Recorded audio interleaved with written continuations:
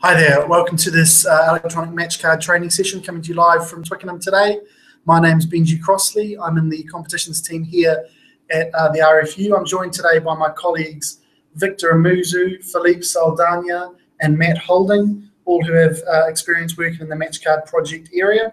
The three of them will be on the live chat today, so as you'll see on the right hand side of your screen on YouTube, the live chat functionality is available. So if you have any questions throughout the session, just type them in and then one of the boys will do their best to answer you. What we'll also do at the end of kind of each little segment is stop, allow ourselves to catch up on the questions, and then give me a chance to have a bit of a drink, and we go again. Equally, if I'm going too fast, let us know. If you'd like me to change my accent, you're being out of luck on that one, I apologise.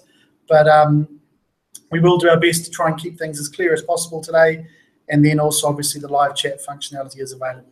So this is the first of four sessions we're doing, focused specifically on clubs, and this is to prepare you at level 5 and 6 for the rollout of electronic match card this season.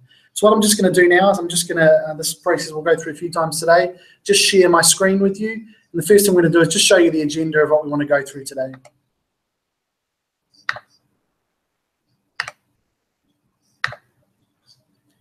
Right, so obviously the first thing is a welcome. As I said, welcome. This is the third one of these we've done, but the first focus specifically on clubs. So you're by far our biggest audience yet, and we're very excited about that. The box office numbers are going through the roof. So as I've said, this is an introduction to electronic match card for level 5 and 6. Essentially, just as a bit of background to the system, we've been working on it now for 3 or 4 years at the RFU with the original kind of fundamental aim that people should stop. We should build a system that will stop people picking ineligible players. You know, in this day and age where everything can be done electronically, there shouldn't really be a reason why on a Saturday afternoon 1,000 bits of paper are winging their way around the country with names that can be incorrectly spelled or just incorrectly entered on team sheets. So this system is about stopping people picking ineligible players, you know, taking those mistakes out of the game. What I will say from the start is we haven't designed a system that's going to stop people cheating. If someone wants to cheat, they'll still find a way to cheat. What we've tried to do here is to develop a system that will stop people making those inadvertent mistakes.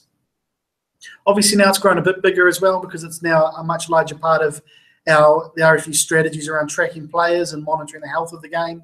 So obviously this is going to give us a really good idea of who's playing rugby and when. For instance, out of the national leagues and out of Surrey last season, we got some really valuable information on playing frequency, age bands, and how many players it took to run a squad to complete a season. So it's helping us with some really good information, which we'll then make available to the game again. So the first thing we'll go on to after I finish this little speech is an administration section, and that's something you'll do at the start of every season, and that's about assigning the right person the right permissions. We'll then move into the pre-match section, which is about picking the team, who can do what and when, editing the team, and then generating a report if you want one. In match, not so relevant for you level 5 and level 6 clubs, but something that is available to you. That's about adding the event types. So you can add your point scorers, your substitutions, your disciplinary events if you like. You don't have to do that. And then post-match, and that's where it starts to get a little bit more tricky, submitting the score, and then confirmation of the match details, and then if you want, creating a paper copy at the end. We'll then show you the mobile version very quickly, which offers the same functionality as the desktop version, but just with a slightly different look and feel. And then we'll go through quickly the follow-up and support that we're going to have available to you, and the other training materials that will be available as well as you move into the season.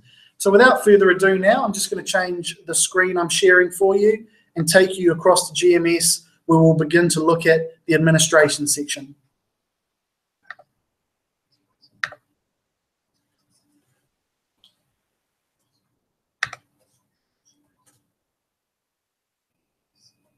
You will see my face pop up every now and then while we go through this process, so don't be alarmed.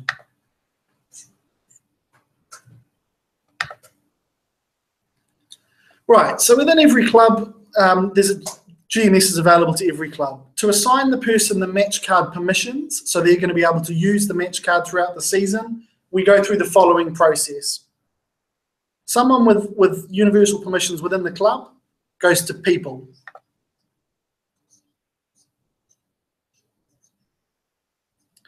And because I didn't do this, I will need to log back in. That's what happens when I time out, sorry. I go to people. I go to everyone.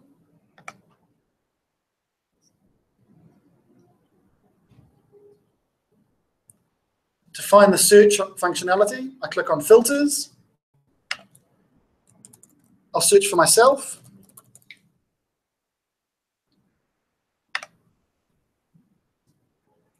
Choose the name. Details.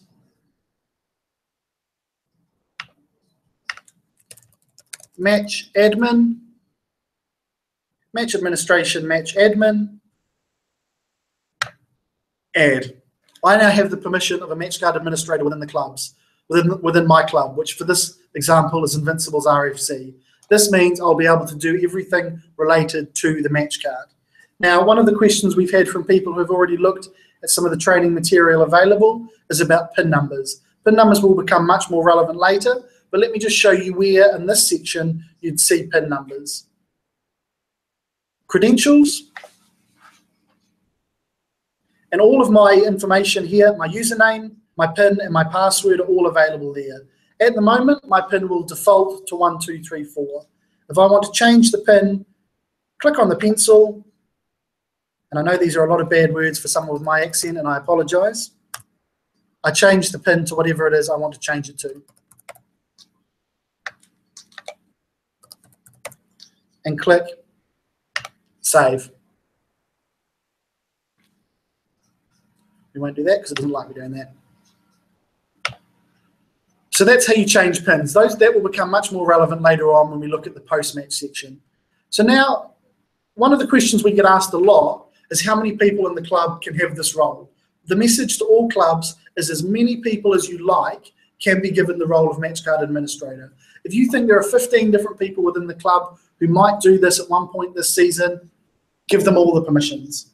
Instead of having it one person where someone's having to panic around on a Saturday afternoon because the person who has the permissions isn't here, add as many people as you like. The other option, and we don't want to encourage this, but it is available, is that one person has the credentials and that's shared within the club, but we wouldn't encourage that from a safety and a data safety perspective. So as I say, add as many people as you like within the club to this role.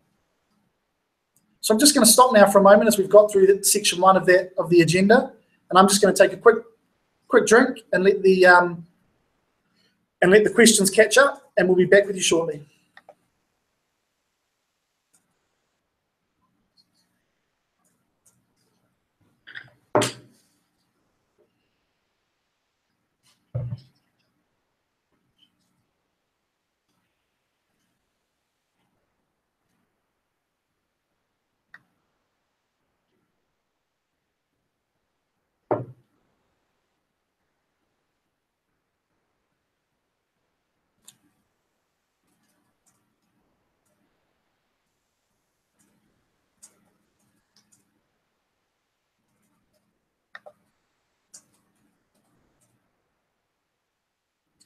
Right, hopefully you've all had a chance to ask any questions you've got at this point. We'll move on now to the pre-match section. So this, as I mentioned very briefly earlier, is where you pick the team.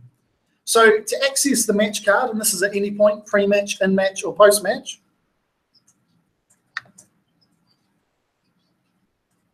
One second, please. I'm getting some feedback in my ear. Right, sorry about that. So as I said, you come to competition management. Very simply there, on the left-hand side, you have match card. If the only role you have within the club is match card administrator, that's all you'll see. If you have a few different roles with different people, with different organizations, you might see a few different things. But you click on match card.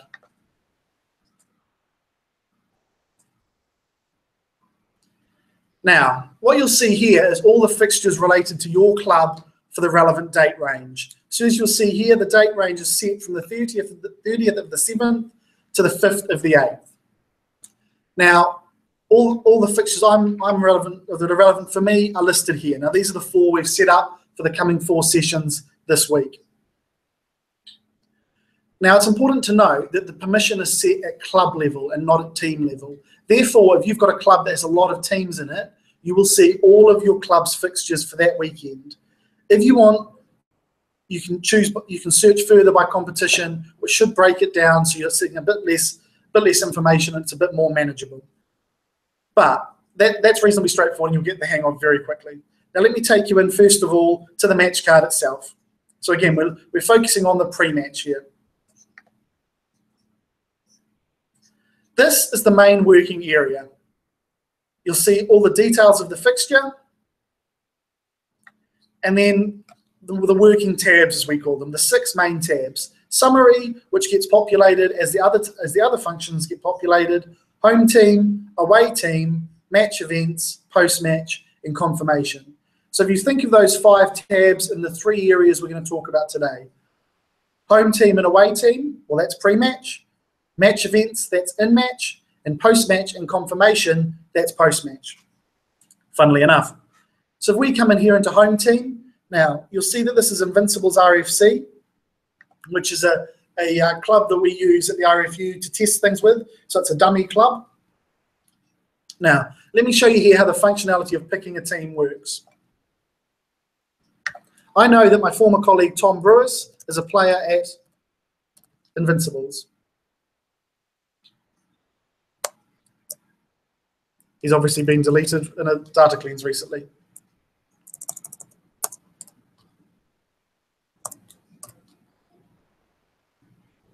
So as you'll see there, I've typed in A, and all the things with A have returned. However, if I typed in myself, as illustrated previously, I'm not a registered player at Invincibles RFC. Therefore, my details haven't been returned. That's the main functionality of the system. If I'm not registered, I will not be returned. Now, that's a very simple process. So you can search by second name, as you see there, or you can search by first name. Once the team is picked, and I go through that process for the whole team, clicking on front row where relevant, change to confirmed, and I click save. My team is therefore picked for the weekend. Now, we recommend that you do this on a Thursday after training perhaps, or on a Friday. Get the team in there, and then you'll know if there are any players who you want to pick for the weekend who aren't eligible. If that's the case, if you find out they're not eligible, then get in touch with your registrar as soon as possible to get that player registered.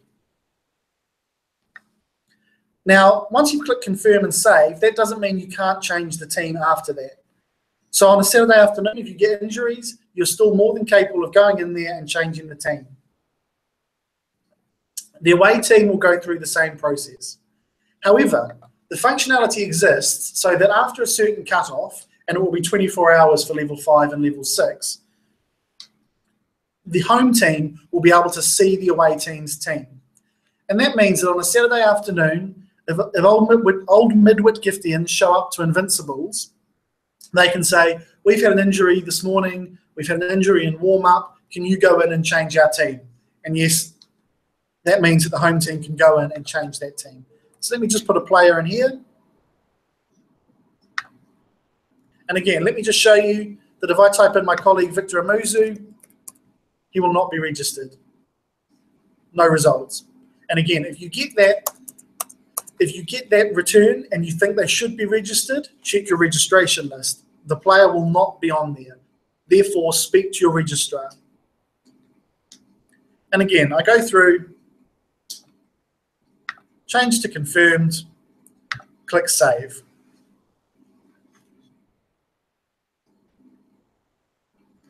As you can see, the process is very straightforward. You can be doing this up to half an hour before kickoff on a Saturday afternoon. But like I say, we would recommend that you get that initial team in there on a Friday afternoon so that you've double, triple, quadruple checked that everyone is registered. What you can do at this point, sorry, let me just quickly touch on the status here. So you'll see at the moment it's got the birth date of this player come up. What will also flag is if they're a foreign player. Obviously at level 5 and 6, there are no restrictions on foreign players. But it will also tell you if they're a lone player. If you try and pick, I think it would be a 4th lone player at your level, you'll get a pop-up telling you this player is ineligible, you've picked too many lone players. Now it might be you know something the system doesn't for the moment, and you choose to ignore that message because you know that their registration will be processed by the next day. But if you get that message, check the status of the players to see where your lone players are. And remember, don't pick over the maximum number of lone players allowed. So we've got to half an hour before kickoff on a Saturday afternoon, and you don't want to have a laptop or a tablet or a phone pitch side. What you like to do is you like to have the old-fashioned bit of paper. Well, that's still available to you. So back on the summary tab, as you'll see here, I've picked my 2 players, and their status and the information about them will appear there. Similarly, for the away team. What I can do now is produce a match report. So this essentially generates a PDF for me.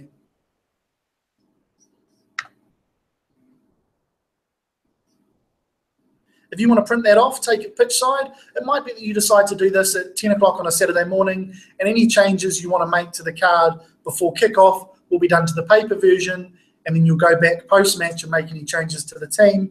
But this functionality is available for you to download, to generate and download this card at any point. As you'll see, there's a lot more information on this than previous cards, but it's just to allow people to do the match events if they like. So once again, I think that's covered now the main areas of the pre-match section. What I'm going to do is just take a quick break to catch up on some water, allow the guys to catch up on any questions, and we'll come back with the in-match section.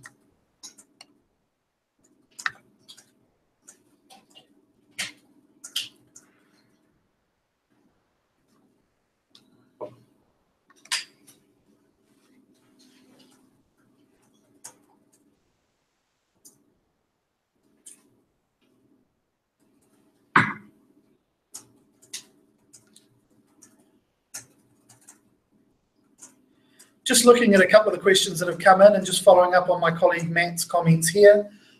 Everything is time-stamped, Ian Hepworth, just in response to your question. So if someone has been spiteful, we can go in and say, well, at 2:35, this change was made by this person in the background. You know, we built this system so people will trust each other, and hopefully they will. But obviously we are mindful that it's a dog-eat-dog world out there in RFU League Rugby, and we know that people unfortunately sometimes misbehave. So that functionality has been prepared for as well.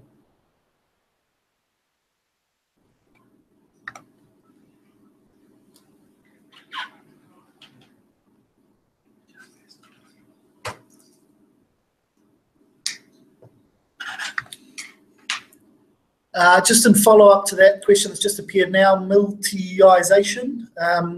This is just first team at the moment, so there's just the level 5 and 6 first teams. If you wanted to do something, if you wanted to enter your team for the Colts, etc., you're more than welcome to, but it's not relevant to any regulatory things.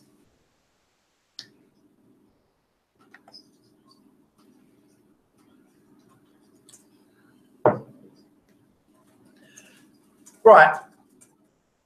We'll go into the match events section now so we can show you what in-match is available. Now, as I stressed from the beginning, please don't stress now that you're going to have to enter all your substitutions and all your point scorers. You absolutely do not. This is a functionality that's available to you. There are some clubs who have already indicated to us they're very keen to do it, especially those clubs who are using FSI-built kind of GMS integrated websites where this information will surface to your website. So let me take you through how to add an event. Event type, there are 3 main event types: scoring, discipline, substitution.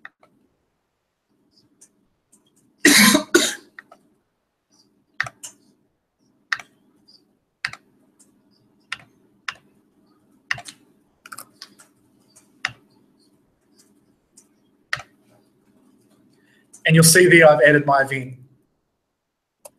Now, as I mentioned earlier, we used this in the national leagues last year, where they are required to enter events. And certainly in the first couple of weeks, it was, as they got used to it, it was a little bit slow, and people tried to figure out the best way for them to do it. By the end, though, people were very quick and able to get all of their match events in the system really quickly. There were some people who were doing it live as the match happened. If you've got good Wi-Fi at the club, if you've got a particularly tech-minded volunteer, they might like to do that. But as I stress, this isn't mandatory for clubs at level 5 and level 6. The other thing you'll notice here is I've added that match event, but everything stayed the same. So if I just wanted to now add the conversion for this event,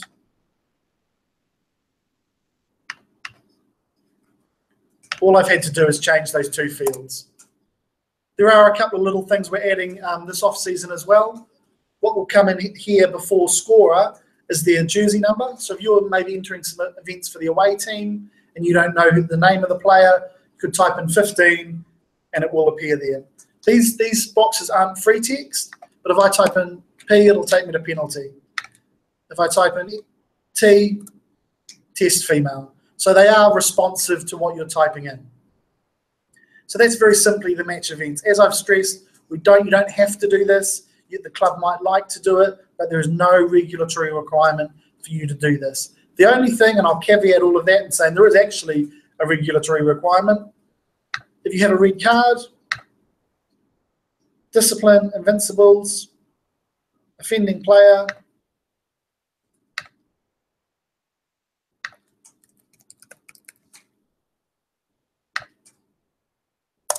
you'll have to add red cards, because it's obviously important that the disciplinary department know about those. So that's the only match event you will need to add. Just red cards, to stress that, not yellow cards. So again, we'll take a little short break this time, and come back shortly with the post-match and the confirmation sections.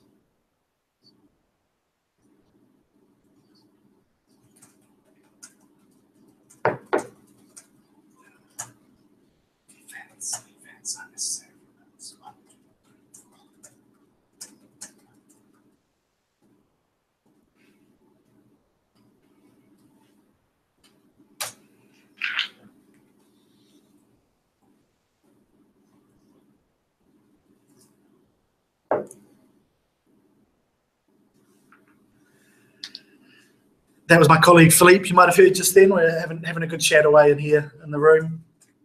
So we'll now move on to the post-match and confirmation section. Now, this is where, I don't want to scare you all, but this is where it gets a little bit more complicated, but hopefully we've made it as simple as possible. So there are 2 elements to this. 1 is submitting the score, and 2 is getting the card signed off. So to submit the score, very, very easy. Think of this as how you used to ring a results agent. Choose the match result as a result.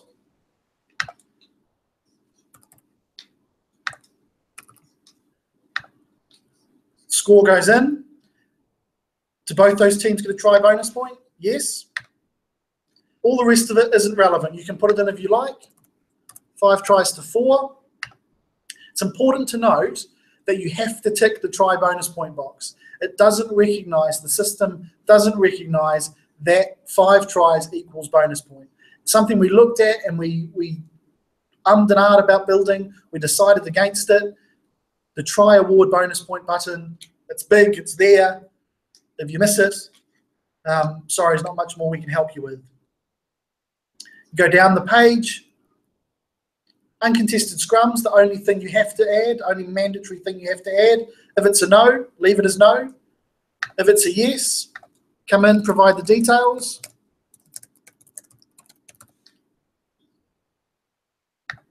Match details confirmed, yes. And I click save. Now, that is the same as you ringing the results agent. That score has gone directly to GMS and will populate the match card. Now, when we show you the mobile version, you could be able to do this the minute the full-time whistle goes. But we'd obviously hope that you double-check with the referee that they had the same score you did. But just to confirm, this section does not require referee sign-off. It simply requires you to click save, and the score goes directly to GMS.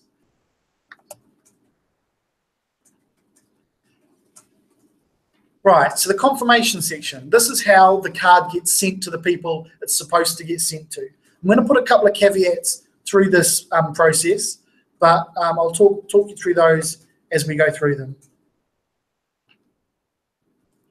Now, obviously one of the challenges we had was translating someone physically signing a piece of paper into electronic signatures. What we decided to go with was PIN numbers. Now, as I'm logged in as the home team, it doesn't need me to add a PIN number. So if I'm happy with all the detail, I click yes. Very straightforward. For the away team, change to yes. But it's going to ask me for their PIN numbers, for their details. And again, this is where the PIN number and the username that we discussed previously becomes relevant. So as you'll see there, John Crate of Old Midwood Giftian has signed this card off at 12:25. Now, the referee, this is where we're going to start talking about caveats and where it gets level 5 and level 6 become different. Now, if you're at level 5, you will have GMS appointed referees. That means the system knows who your referee is. If that's the case, it will ask you for their username and PIN number, like it had for the away team. The referees will be given usernames and PIN numbers, so they will be able to complete the process. At level 6, your referees aren't appointed through GMS, so the system does not know your referee's details. What will then appear is 3 boxes for you to enter the referee's name, the referee's phone number, and the referee's email. When you enter those details and click save, an email will go directly to the referee, asking them to confirm the details in the card attached. Once they click on that link, that is the equivalent of them signing the card. Very important. What happens when you've got 3 yeses is that the card automatically is sent to the people who are required to get it. So if you're in London and South East Premier, it will go to the London and South East results agent and your relevant league secretary. You don't need to do anything to physically send it. Those 3 yeses will confirm. Now, as I said, there's a bit of a caveat here, because what we're going to do once all these training sessions are completed is have a discussion with the DOCs about what they want referees to do. It may actually be that they're happy the referee doesn't need to officially sign off the card. If that's the case, all you will need to do is change that to a yes. Nothing further will pop up, and you click save. As you'll see, it's all approved and the card will have gone to whoever it's required to go to. Now, once we've confirmed what once that exact process regarding the referees will be, we will communicate further to the clubs, and we will obviously communicate to referees to ask them what they want to do. But again, if we just go back over this process, because I think this is a really important one. The post-match process is essentially 2 steps. 1, submitting the score. Think of this as ringing your results agent. When you rang your results agent, you didn't need the referee to be on the phone. You were ringing the results agent. That is as simple as clicking save. Score goes directly to GMS. Second step, confirming the card. 3 yeses, or depending on what we decide to tell you. It may well just be 2 yeses. A couple of other important things to note here. If John Crate had disappeared immediately after final whistle and just went missing, gone home, John Crate can then log in when he gets home and change it to yes. That's fine. Again, we'll confirm with the DOCs what the deadline for submission of cards is going to be.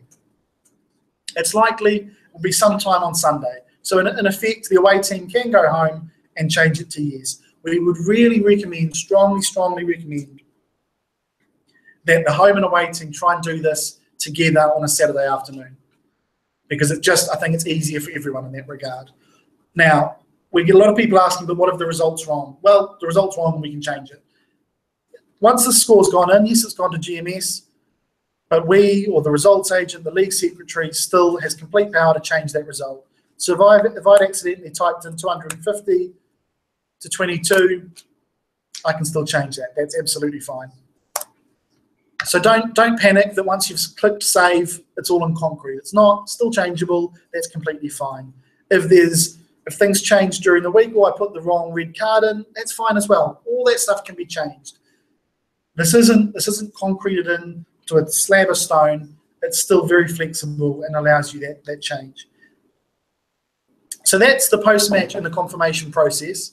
Once we show you the mobile version, which we'll do shortly, you'll see how this might be a little bit easier pitch side on a Saturday. But I'm just going to take a little bit of a break because I need some water, and we'll be back with you very shortly.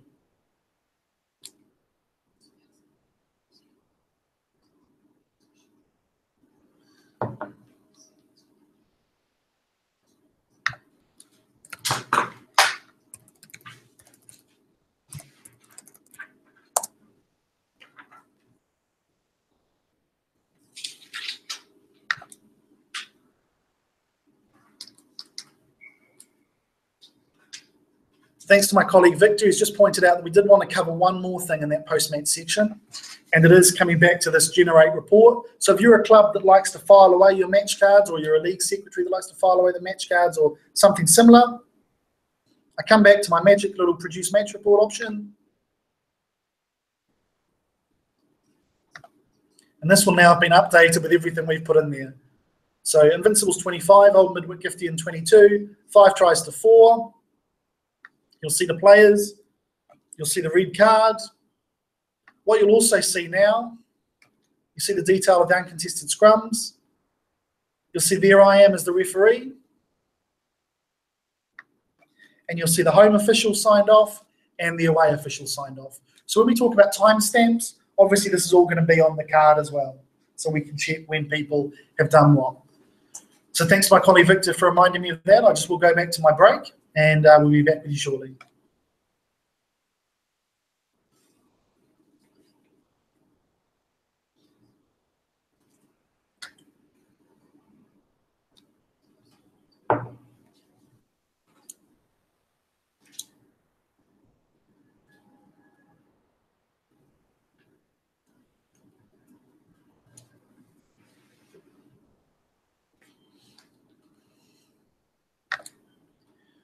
Right, so what we'll look at now is the mobile version. Obviously, I can't stream to you live from my phone, so I'm just showing you the mobile version on desktop. But what I will do is just change the size of the screen so you're getting a better idea of what it is, in fact, that I'm looking at. You'll be looking at when you're on a phone size.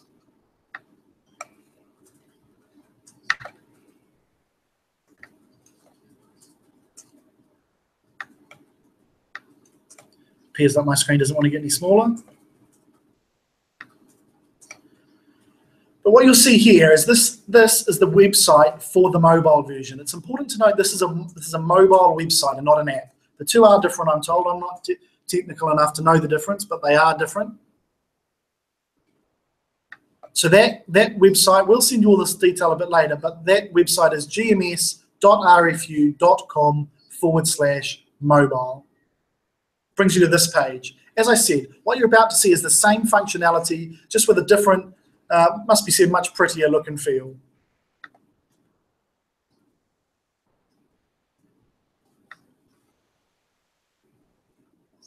So now you'll see a whole lot of fixtures here. I'm just going to click on this one. And what you'll see again are our 6 tabs: Summary, Invincibles, Old Mid Whitgiftian, Home, Away, Events, Score, Confirmation. I want to add a player, there's my add option. Events, add. Scoring, and like I say, it'll just return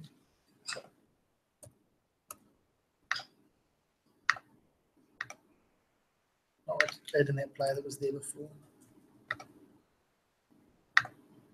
That'll populate there with the drop down of a player. Score, very similar. Now, if you're pitch side, this is how you should be doing the score. You've got your mobile phone open. This can take you 2 minutes post-match. Very, very simple. 10. Now, what you won't see here for the moment is the bonus point box. Now, that will come later. That's really important to note. That will be in the mobile version, and it will come a bit later. I'm just going to remove this detail here because I'm on a fixture that we want to use for a later session. And again, confirmation, home team, away team, referee. So your PIN number option is all there. So everything is doable on a mobile phone. Now, what we're hearing, well, what if a club doesn't have, signal or anything like that? Something we're acutely aware of, that some clubs, don't have great technical facilities. I would be amazed if a club didn't at least have a computer in the clubhouse where this was doable, even if they don't have 3G or 4G on the pitch. You can go back to the clubhouse, do it all on the computer. Our club development guys are looking at Wi-Fi strategies to support this rollout, and that will be something that will come down the line a little bit later. But as I stressed, the mobile version, 3G, 4G, if you've got signal pitch side, really recommend you do it pitch side, all on the mobile phone, all done within 2 minutes of the fixture being completed. So that, as I say, that's the mobile version. Much different look and feel, but offers exactly the same functionality. So again, I'll take a little short break, have my last little bit of water, and then we'll come back for the last section where we're going to talk about the support, what's available, what will be available after this session.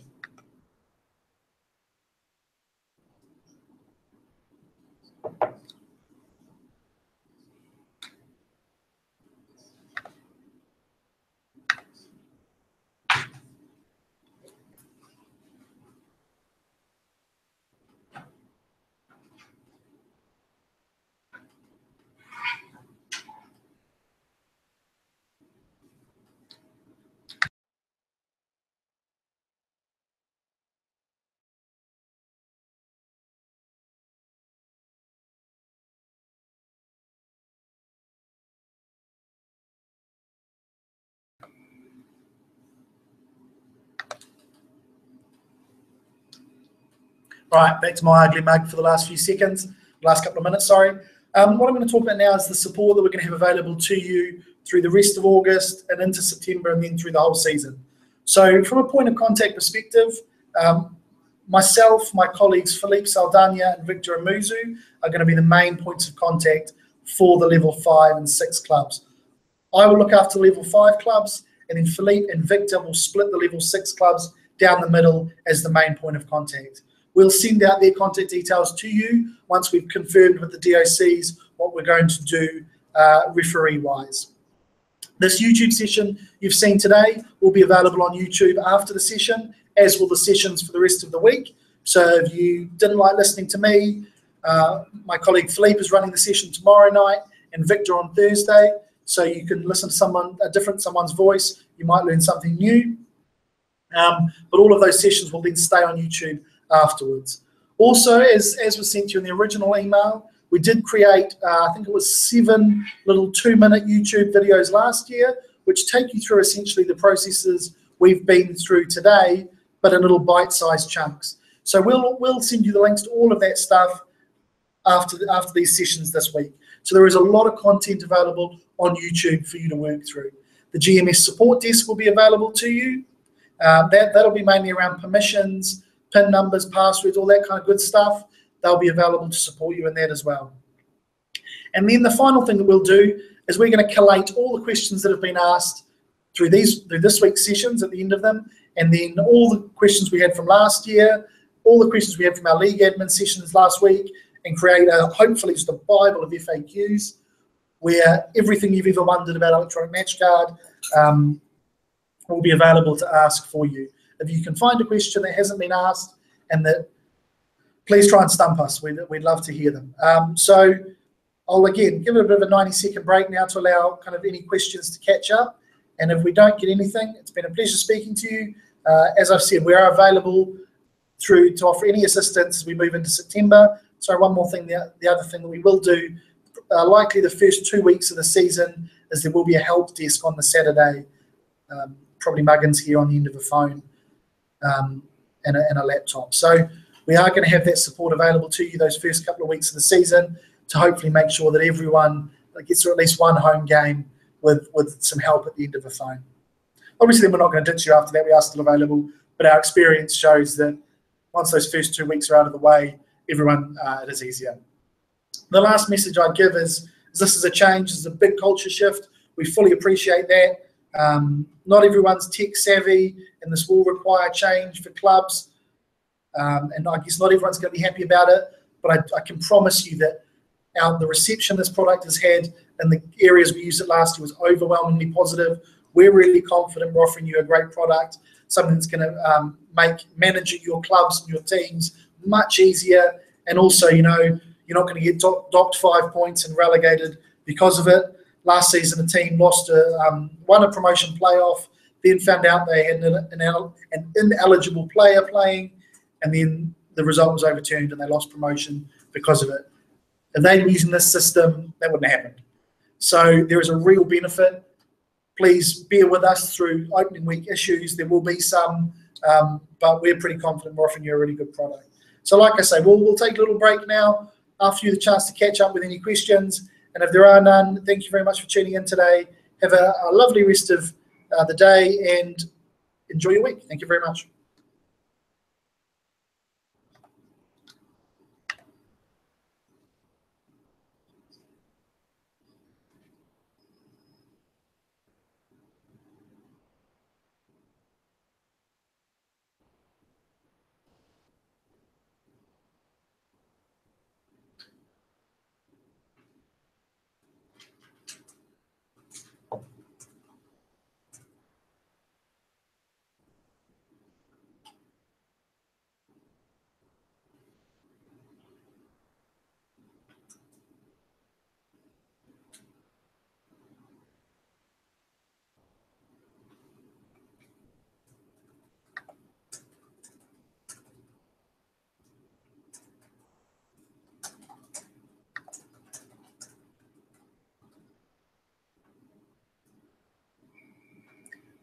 I'll just jump in here and look at that general user question. We've had this from a couple of different people.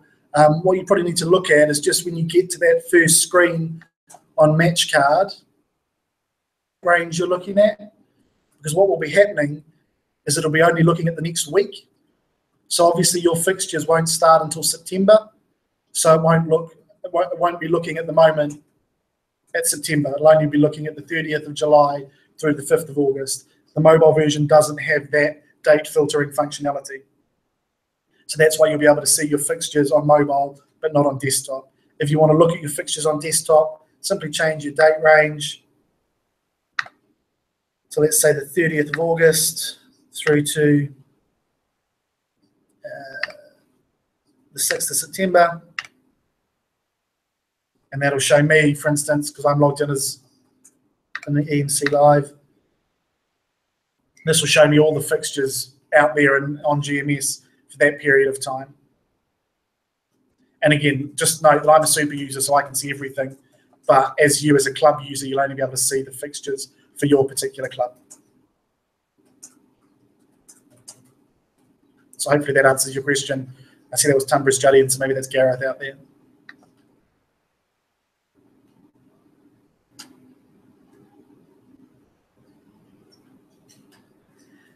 Gareth, I've seen that comment. I'll have a look into that for you.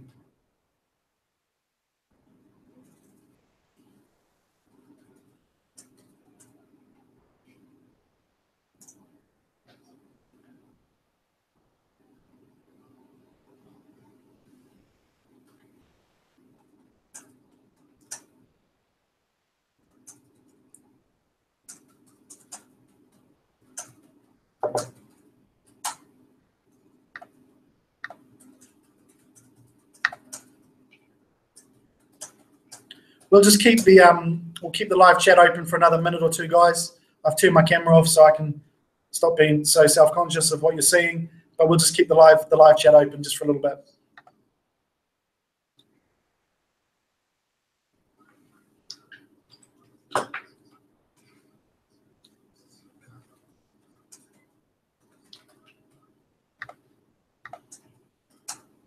And I'll turn my microphone off as well so we can start talking in this room.